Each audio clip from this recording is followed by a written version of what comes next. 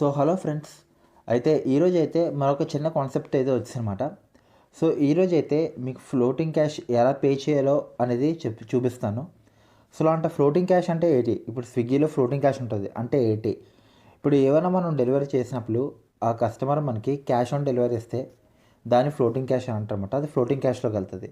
So అది మనం ఎలా పే చేసుకోవాలి అనేది ఈరోజు చూపిస్తాను. So let's go. సో ఇదైతే మన స్విగ్గీ మార్ట్ హోమ్ పేజ్ అనమాట. ఇందులో కింద మెనూ కనబడుతుంది కదా, అందులోకి వెళ్ళి ఫ్లోటింగ్ క్యాష్ మీద క్లిక్ చేసి ఆల్రెడీ 260 రూపీస్ ఉంది. సో డిపాజిట్ నో అని కొడదాం.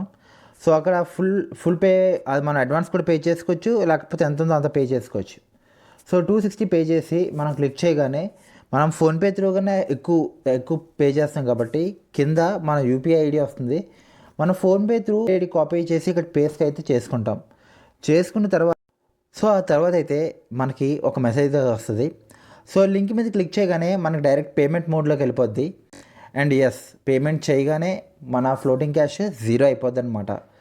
సో ఈ విధంగా అయితే మనం ఫ్లోటింగ్ క్యాష్ అయితే నిలిచేసుకోవచ్చు.